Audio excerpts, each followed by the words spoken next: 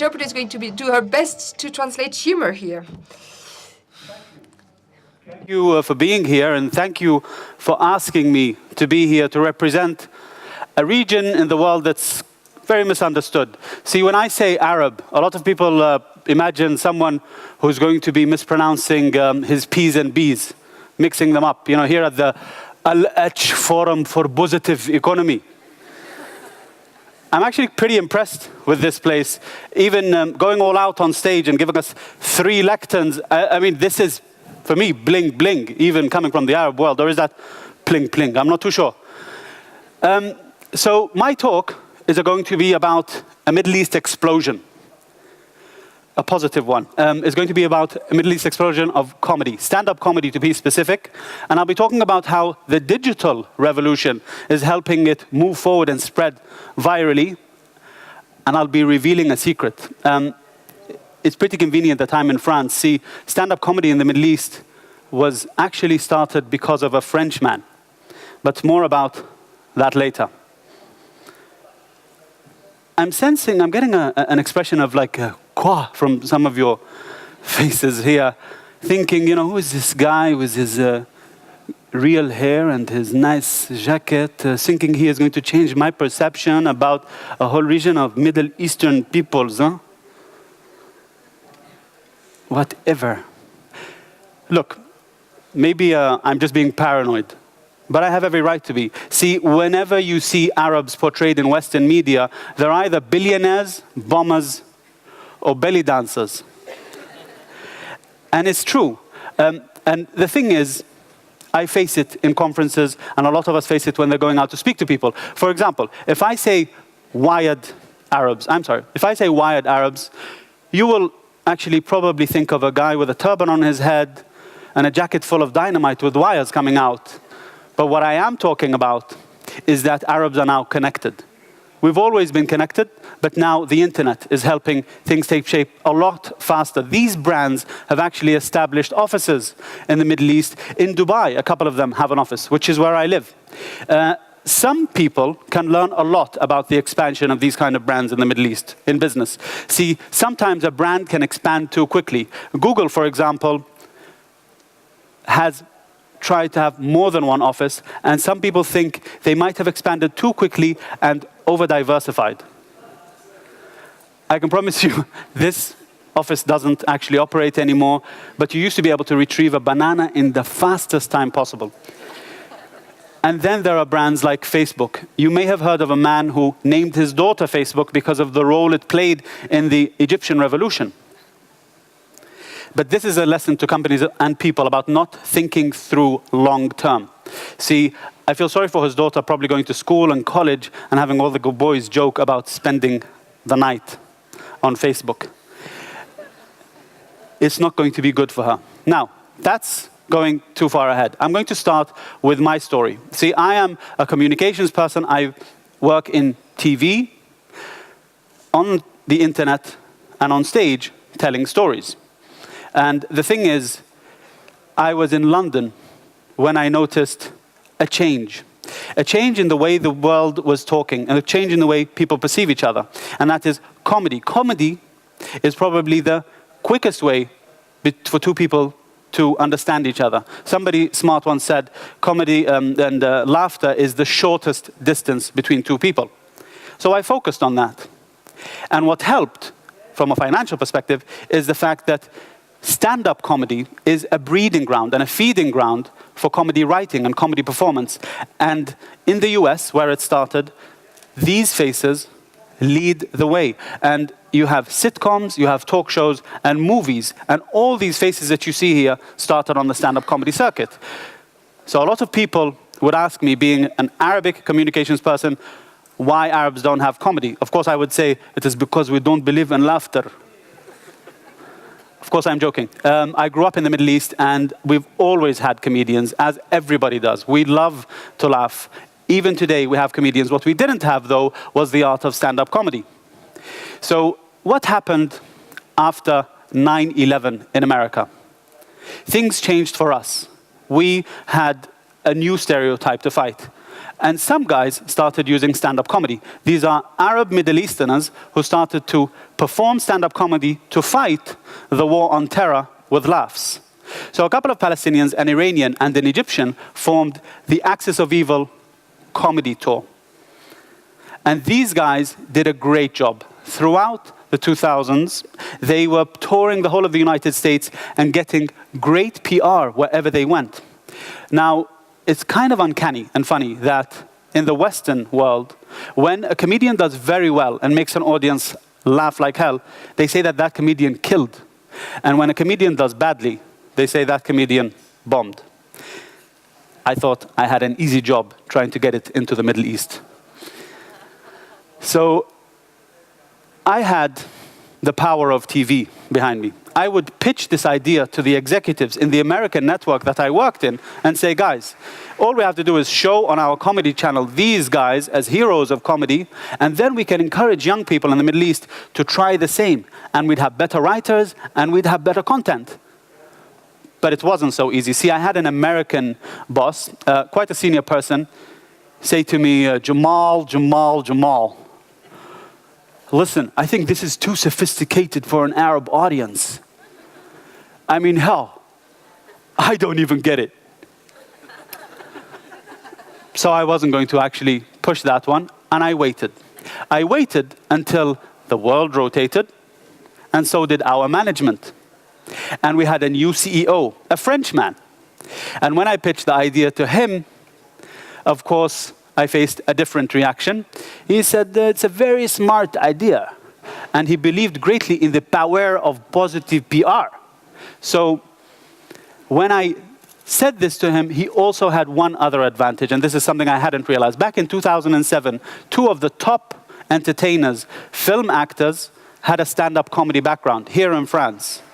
They also happened to be of Arab origin, Jamil Abu-Wardeh and Gad al-Maleh. So for him, it was a no-brainer, and he said, let's do this right now.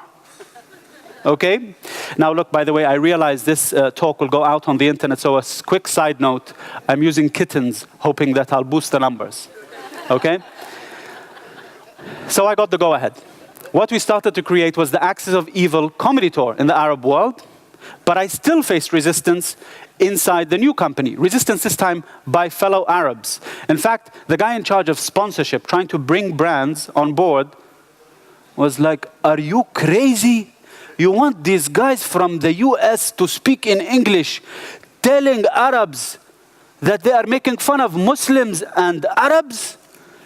I am promising you, in one of these cities, at least somebody will come and bomb your theater. What he didn't realize is I was hoping that they wouldn't bomb, but they would kill out in the audience. So a lot of people also thought, English in the Arab world, how are you going to do this? What you need to realize is anybody who goes to university in the Arab world, and we have 350 million Arabs across 22 countries, has some form of English in order to communicate. And I didn't have hard numbers, but I knew that it would be a hit. However, talking about English in the Arab world is different to talking about English in the United States. What I'm going to do is take you to this first video. I have the help of some amazing comedians in this talk. I'm lucky. Aaron Kader, he's one of the Axis of Evil, and let's see what he has to say about using English. But it's great to see so many Arabs laughing. What's more positive than that, right? People always see us laughing, and they're like, I can't believe it. Oh, I didn't know you people laughed. My God. People in the States were so weird about us coming out here. They were really weird. They were like, you're going to the Middle East? Really? Like, they couldn't believe it, and the same question always came up every time. So do they speak English out there? And I'm like, nobody speaks English here. I mean, have you been to the States? Does anybody speak English? So that's Aaron Kader in one of the first countries we went to, Amman, Jordan.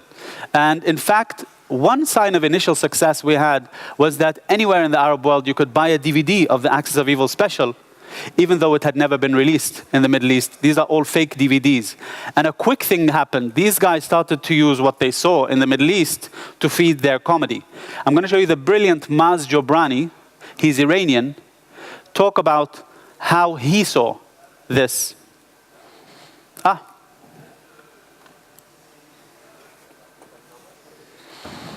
Driving us through Amman, and I'm kind of looking around, and you see kind of, you know, the chaos of the streets, and it reminded me a little bit of like a smaller Tehran.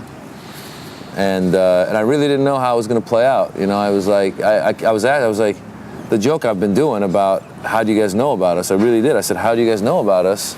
And I was wondering if enough of them are going to speak English to get it. And he told me, he's like, yeah, you know, we saw the bootleg, you know, and that's where I came up with that joke off of that. Where he said one guy brought it in, everybody saw it.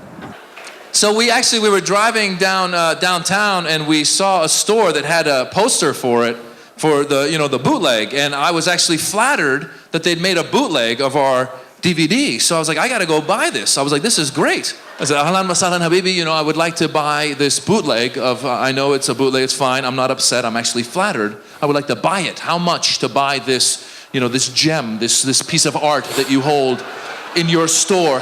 How much for this piece of just fantastic art? How much?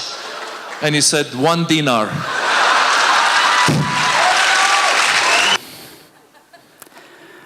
Great comic. So in 1 month, we started out with only 5 dates booked.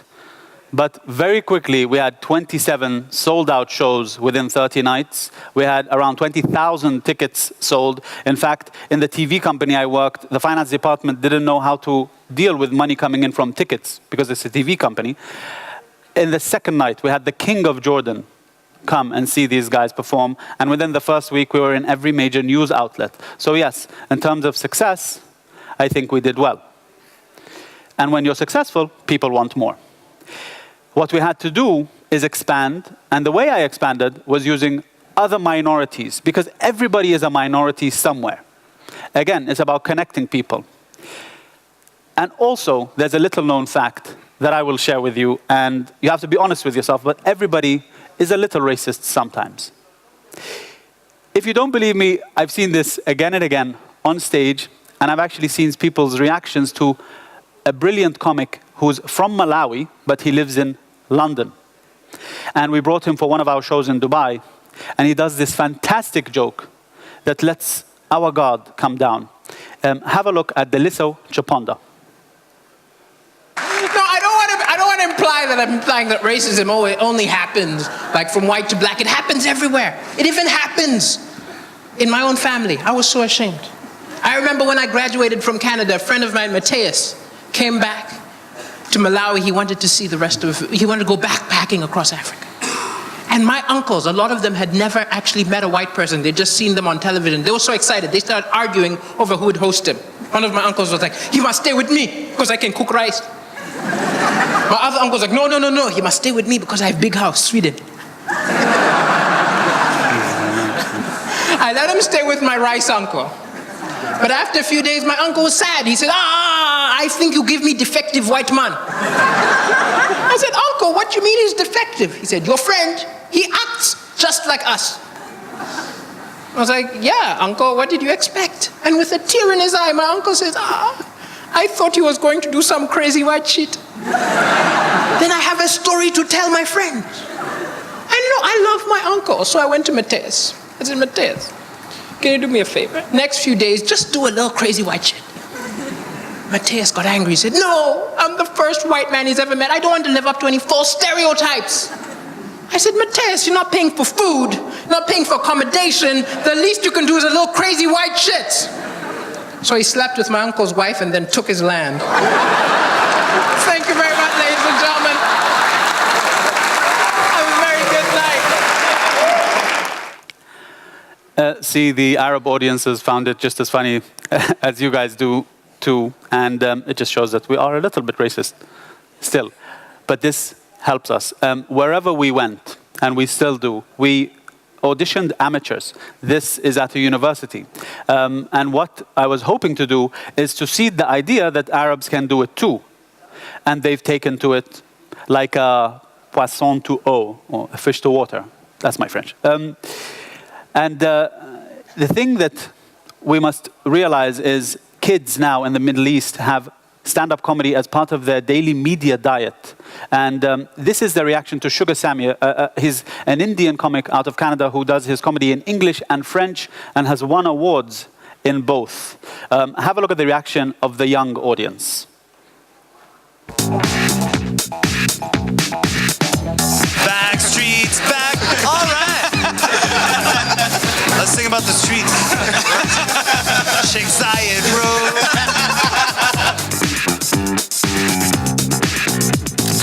I haven't laughed this much for so long. I thought it was amazing. I've never been to a stand-up comedy show before, and it was just the best. Sugar Sammy, I don't know what to say. It's excellent. It was like amazing. I've been watching a lot of comedy movies and everything comedy, but this is like the funniest thing I've ever seen.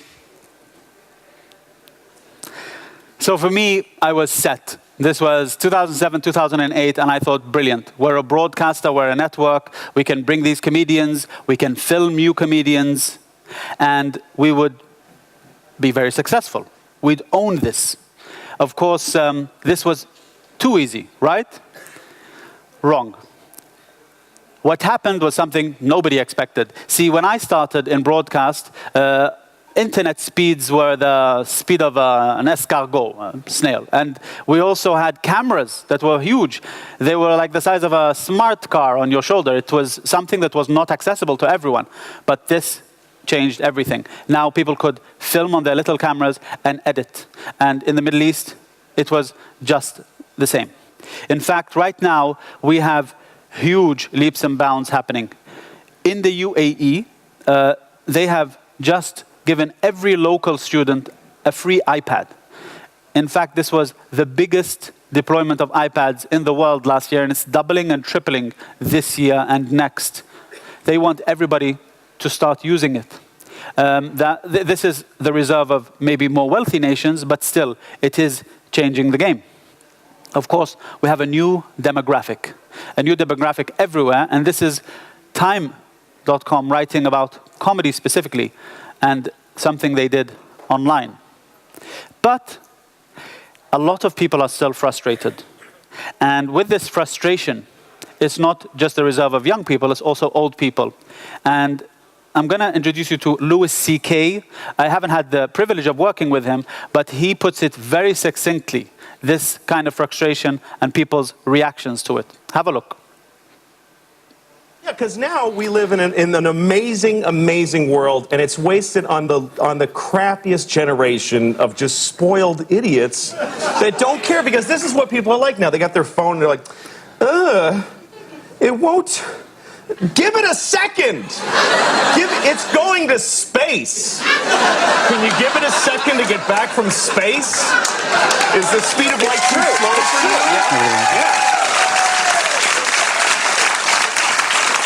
I was on an airplane, and there was internet, high-speed internet on the airplane. That's the newest thing that I know exists. And I'm sitting on the plane, and they go, open up your laptop, you can go on the internet. And it's fast, and I'm watching YouTube clips. I'm in an airplane.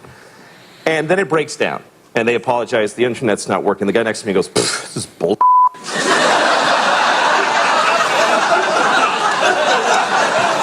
Like, how quickly the world owes him something he knew existed only 10 seconds ago. Right.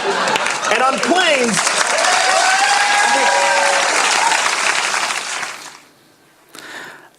I'm sure you share that here as well. And here's the thing. I was talking about ethnic minorities earlier. This is a guy who comes from a minority, and he lives in Canada.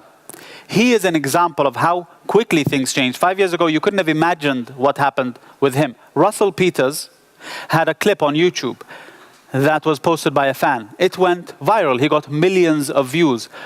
It's convenient that he's from a minority in Canada that has just over 1 billion people around the world. So what he did is he took risks. And what he's doing now is he's selling out auditoriums and breaking records. Don't get me wrong, he's actually very funny and a very hard worker. That's why he's successful.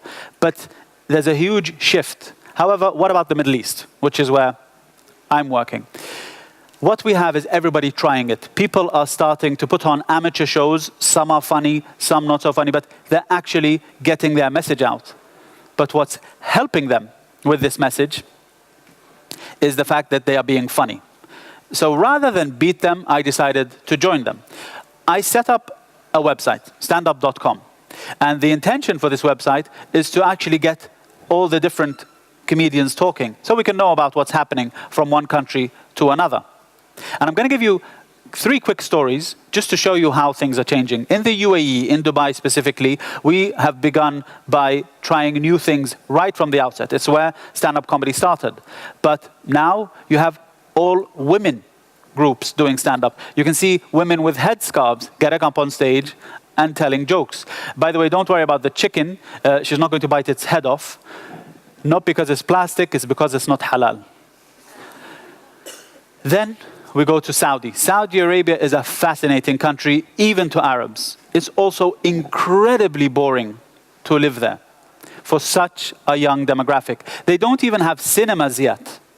But what they do have is the internet. They have arguably some of the most views per day on YouTube. And they are the second in terms of Twitter pickup.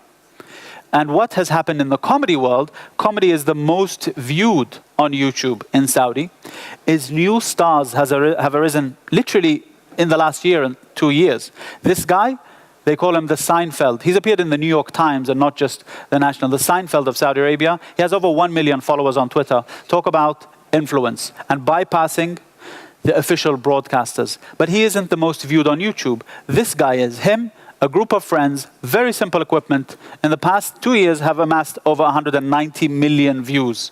So people in Saudi are going online and following things they want to follow, but comedy is leading the way. And this is the most interesting part of the Middle East right now for me. In Egypt, of course, they've had a revolution, but they're also having a comedy revolution. It's in 2 ways. Firstly, this Mohammed Salem is a stand-up comic. He has picked up stand-up comedy in Arabic, and he gave up his day job to do this. It's a very impressive thing. But he started before the revolution that we know about. Of course, in case you don't know which revolution I'm talking about, I mean, they have a revolution every other day. It's almost like the movie Inception. It's a revolution within a revolution within a revolution. But Mohammed Salem, I was on the phone with him after the revolution happened, and I said, this is great news. My man, now you can go out and you can say whatever you want. This is your time. He said, man, this is the worst time for me. I said, what are you talking about? He said, look, before the revolutions, we had maybe 4 or 5 stand-up comedians. Yes? Yeah. He said, now we have 80 million stand-up comedians. Everybody is hilarious. When I go out on the street, they are funnier than us. Look. This is actually real. This is what they called Mubarak before the revolution, but now they were able to verbalize it. He was called the laughing cow, for those who don't speak French. But this isn't the biggest story, not just the people. One man, he is a doctor, a surgeon.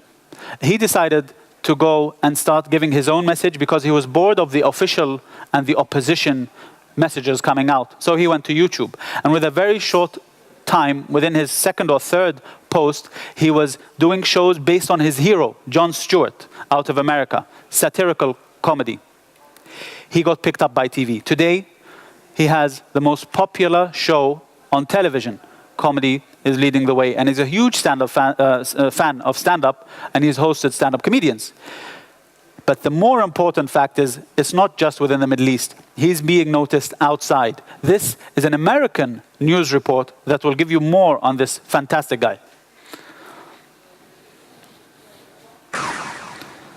The man known as Egypt's Jon Stewart was questioned by Egyptian prosecutors on charges that his jokes insulted President Mohamed Morsi and Islam. Television satirist Bassem Youssef turned himself in on Sunday morning and was released on bail after several hours of questioning in which he had to watch his own show while they asked him about each line. Bassem Youssef is a heart surgeon who treated protesters in Tahrir Square before he began doing commentaries on YouTube in March of 2011. By July of that year, he had his own television show. It is now seen by 30 million viewers across the Middle East. Bassem Youssef considers Jon Stewart his inspiration. And last year, Egypt's Jon Stewart met our Jon Stewart on The Daily Show. How difficult is it to do a show like you're doing, a comedy show, when the stability of the country is still in question? Because it's difficult for me, and we're pretty stable, but I still get the hate with the people, they don't like me. Yeah. What happens with you? Death threats. Check. Yeah, check. We're not so different, you and I. Sometimes I get beaten. No, I'm just kidding. It's actually, it's been quite a ride, and what we do we broke ground in the television programming, because now people say, wow, he actually says what we want to say. And we're trying to be funny. We fail most of the time, but we try. Check. Yes. So now on to the last part of my talk. What about what happens next? Things are happening so fast, being fed by this digital revolution. We can only look to other parts of the world to see and try and guess. This is Louis C.K., the guy you saw earlier, and one man has literally changed an industry. I'm talking about the media industry in total.